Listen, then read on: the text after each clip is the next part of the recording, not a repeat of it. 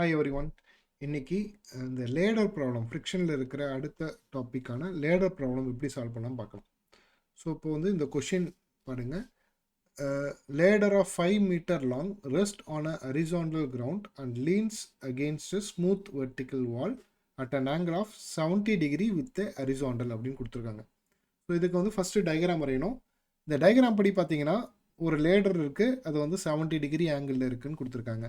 So அப்போ வந்து first ஒரு பிளேன் வரைகிறேன். ஸோ ஒரு வெர்டிக்கல் பிளேன், அதே மாதிரி ஒரு ஹரிசாண்டல் பிளேன். ஓகே, ஸோ இந்த பிளேனில் ஒரு லேடர் இருக்குது. ஸோ இந்த லேடர் வந்து இப்படி இருக்குது. ஸோ இந்த லேடரோடைய ஆங்கிள் என்னன்னு கொடுத்துட்டாங்க.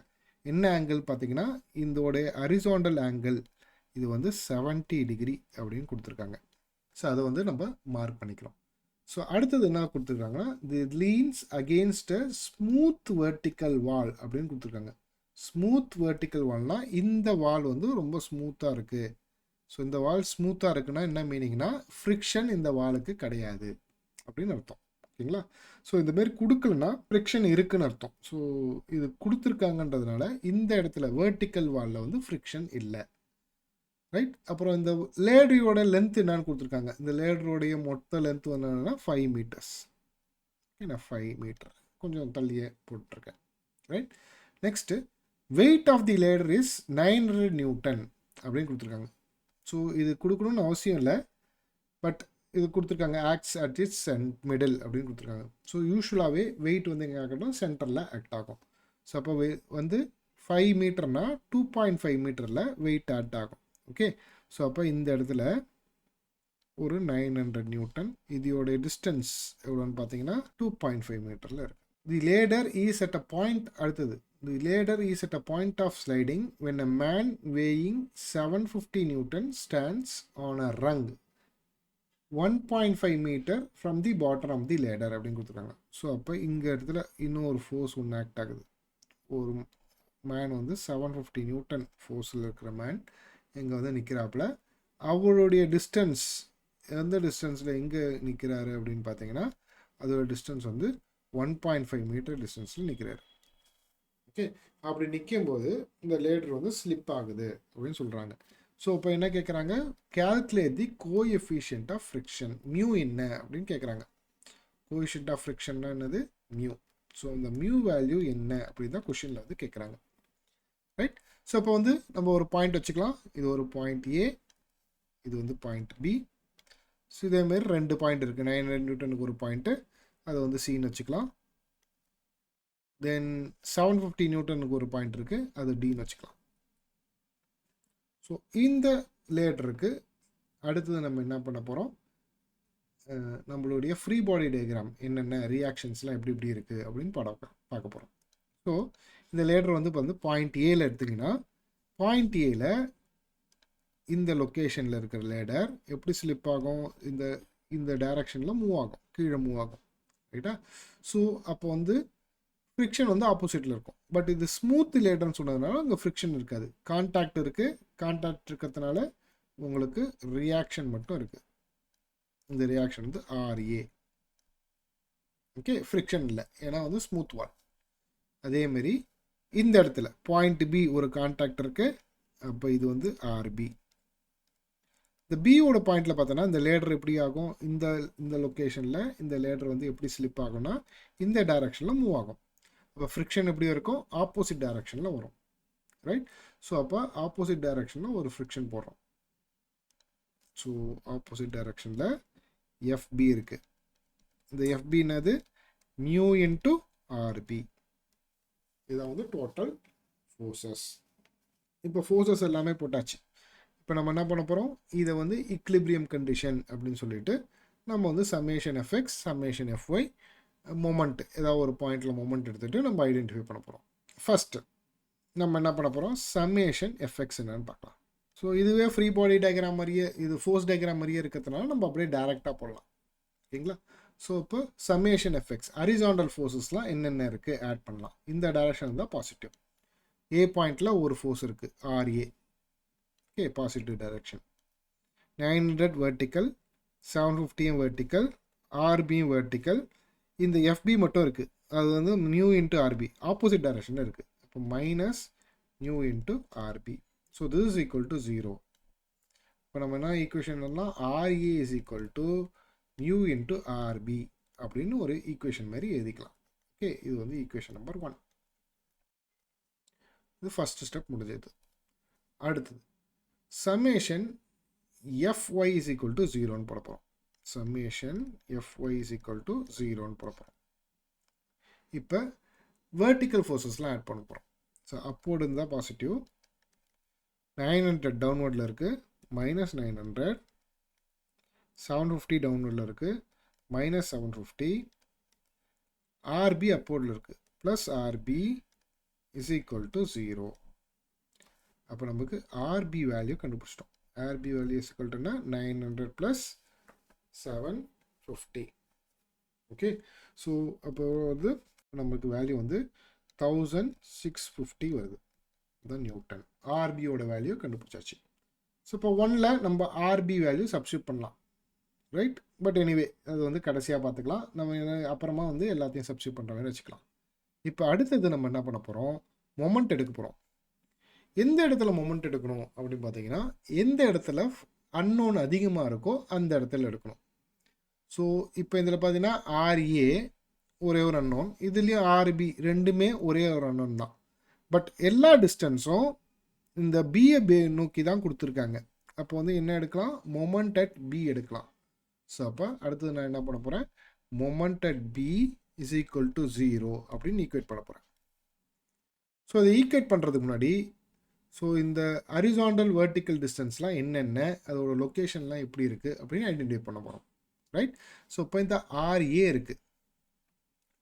ஆர்ஏக்கு ஹரிசாண்டல் ஃபோர்ஸ் இதுக்கு வெர்டிக்கல் டிஸ்டன்ஸ் வேணும். ஏன்னா மொமெண்ட் எடுக்கணும்னா force into perpendicular distance.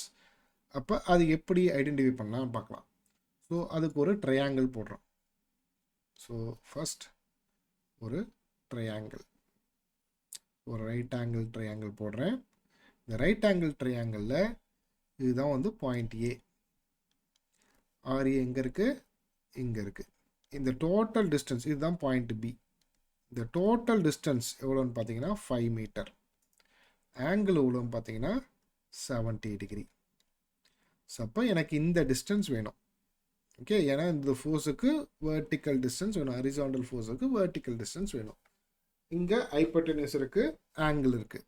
So அப்போ இது என்ன சைடு, ஆப்போசிட் சைடு இல்லையா? இது ஆப்போசிட் சைடுனா அப்போ இந்த வேல்யூ என்ன வரும், 5 sin 70 வரும். ஓகே, ஸோ ஏன்னா ஆப்போசிட் சைடு வந்து, ஸோ இது வந்து சைன் டீட்டா வந்து ஆப்போசிட் சைடு பை ஹைப்போடென்யூஸ். அதனால் இந்த இடத்துல நமக்கு வேல்யூ வந்து 5 sin 70 வரும். இதுதான் டிஸ்டன்ஸ், ஆர்ஏவோட டிஸ்டன்ஸ்.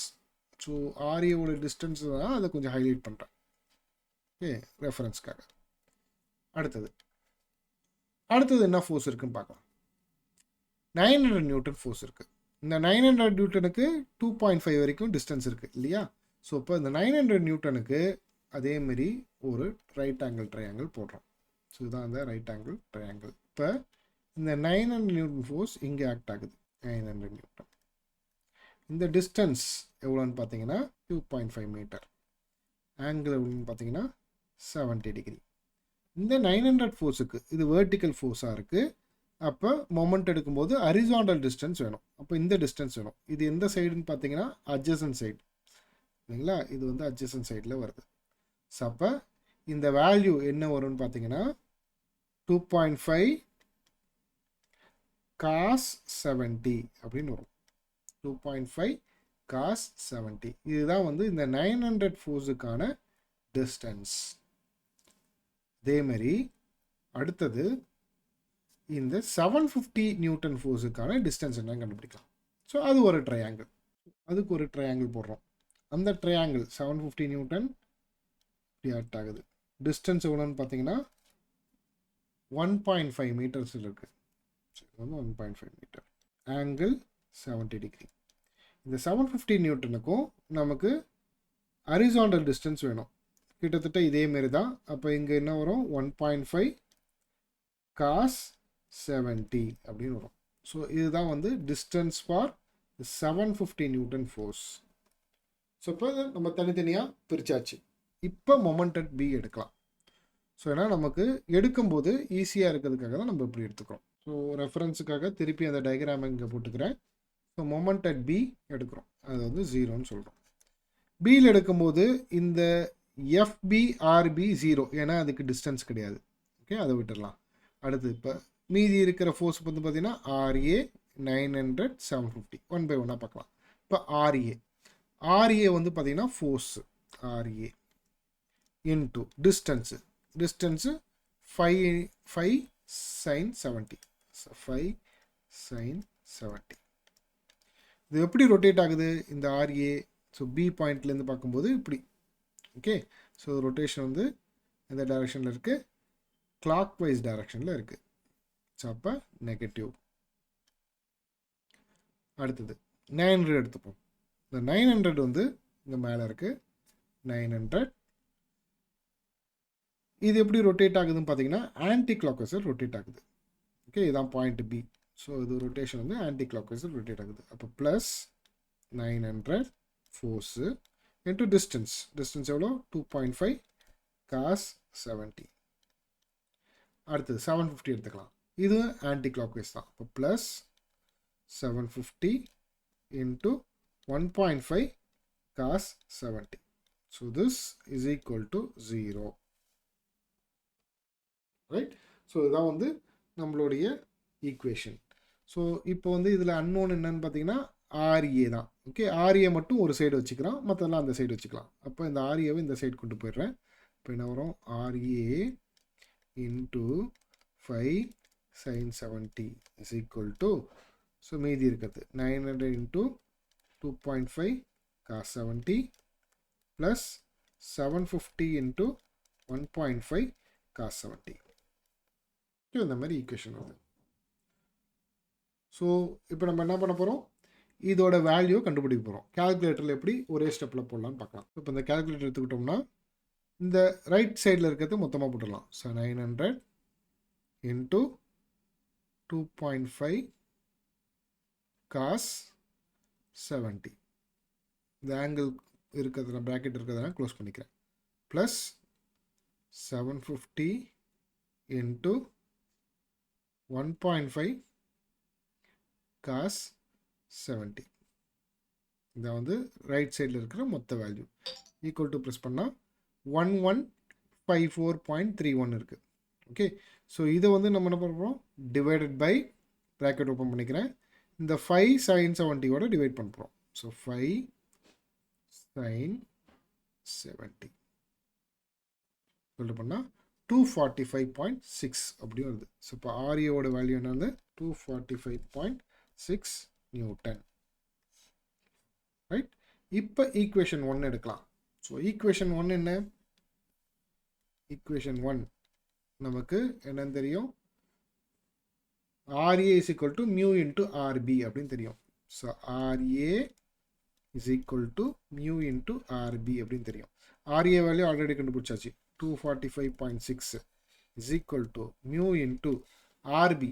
ஆர்பியும் கண்டுபிடிச்சாச்சு. எவ்வளோ இருக்குது? 1650. ஸோ 1650. இப்போ மியூ வேல்யூ என்னன்னு பார்த்தீங்கன்னா 245.6 டிவைடட் பை 1650. ஸோ இப்போ எவ்வளோ வருதுன்னு பாருங்கள். 245.6 divided by 1650. So SD press பண்ணோம் 0.148. ஸோ இப்போ மியூவோட வேல்யூ என்னது? 0.148. ஓகே, ஸோ மியூக்கு வந்து யூனிட் கிடையாது. ஸோ இதான் வந்து நம்ம மியூவோட வேல்யூ. இதான் நம்ம ஃபைனல் ஆன்சரும். ஸோ இதேமாரி லேடர் ப்ராப்ளமில் வேறு மாதிரி வரலாம். வெயிட் கேட்கலாம், இல்லை டிஸ்டன்ஸ் கேட்கலாம். இந்த மாதிரி எப்படி வேணாலும் வேரி பண்ணி கேட்கலாம். பட் ப்ரொசீஜர் வந்து இதே தான், same procedure. So 2-3 problem try பண்ணுங்கள், உங்களுக்கு ஈஸியாக இருக்கும். ஈஸியாக வந்து இதில் மார்க் எடுக்கலாம். Okay, thank you.